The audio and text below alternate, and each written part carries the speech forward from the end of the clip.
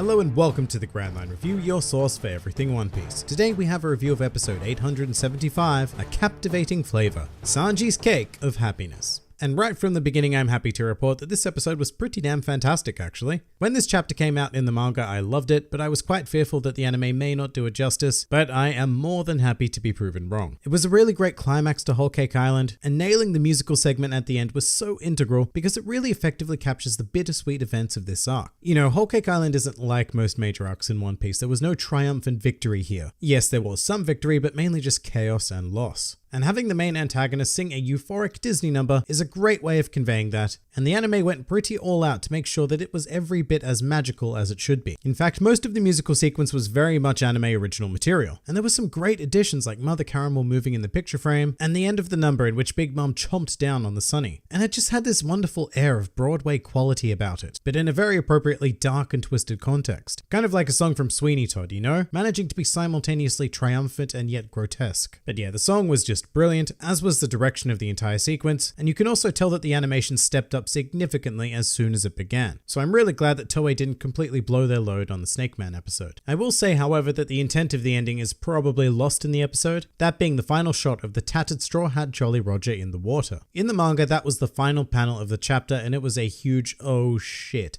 like dark moment. However, in the anime, any feeling that conjures is immediately dispelled because the preview begins and shows that everyone is perfectly alright. And look, yeah, I know it's a shonen series, and there's no way that anything truly horrible was ever going to happen to our main cast, but it was still a really powerful ending on paper. For this episode, I would have been really tempted not to include a preview for the next episode at all, because it just lessens the impact of that beautifully crafted musical sequence. But another great thing about this episode though, and it has to do with me complaining quite a bit last week about the ending with the final shots of the Sun Pirates, and how it was really poorly constructed compared to the hero panel of the manga. Well, just to go that extra mile, this episode goes way out of its way to make up for that mistake by featuring that exact shot as it was intended to look, and it is fantastic. I don't see what was so hard about doing it in the last episode, and it really redeemed the Sun Pirates as a force to be reckoned with, which is a very important task considering how much this episode decided to use them as filler. And it wasn't bad filler either. Seeing the Sun Pirates in action was pretty cool, especially when Aladdin decided to take on Daifuku's genie. I mean, yeah, there was some shots of random fishermen that were clearly given less attention than others, but overall there was some nice chaos generated by filler this week. Another really fun thing was watching the Charlotte decuplets merge together and become that giant hulking mass of a being. For some context, in the manga that thing just appeared, and the only clue we really had to its origin was the scythe, which were held by the decuplets. So you know, it was more than likely one of them. But of course, in recent times we've come to learn that it was the result of a devil fruit ability possessed by Charlotte Nyushi. Nyushi being the bulky male decuplet. Quite specifically, he has a fruit called the Gotcha Gotcha no Mi, which is a Japanese onomatopoeia for mixing things up and such, and it essentially allows him to merge with other living beings to create something entirely new. Think of it as kind of like Kelly Funk's jacket power. Just, you know, not useless. And in this case, the Gotcha Gotcha no Mi actually seems to have a compound effect on physical abilities. Furthermore, it seems to allow Nyushi to merge with at least 9 other people, which is pure insanity. This devil fruit has buttloads of potential, and it was a pleasure to see it in action, and watching the Germa face off against it was really cool as well. There was some very schmick animation at play while they were combating the decuplets in their combined form.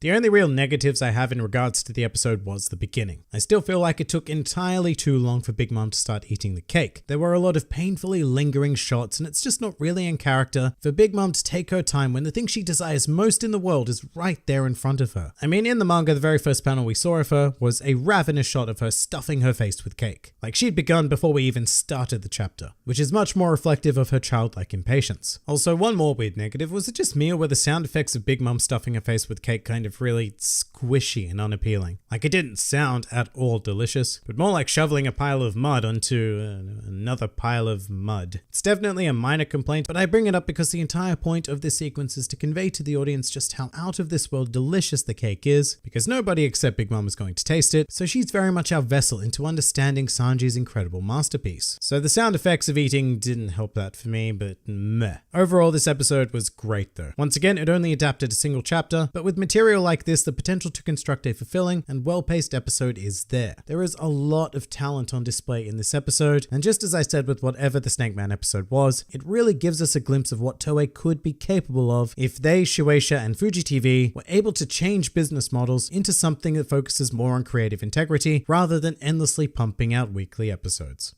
But that pretty much does it for episode 875. If you enjoyed this video and the content this channel produces in general, then please do consider donating to the Grand Line Review Patreon, because the support of all of you amazing people is what continues to make this channel possible. Also do check out my Teespring store if you're interested in shirts, hoodies, and other miscellaneous items, with the proceeds going directly to support the channel as well. And if you'd like to join the fun at any time, then please do head over to my Discord server, where a wide array of shenaniganry takes place on a daily basis. And finally, please do comment with your own thoughts on the episode. This has been the Grand Line Review, and I'll see you next time.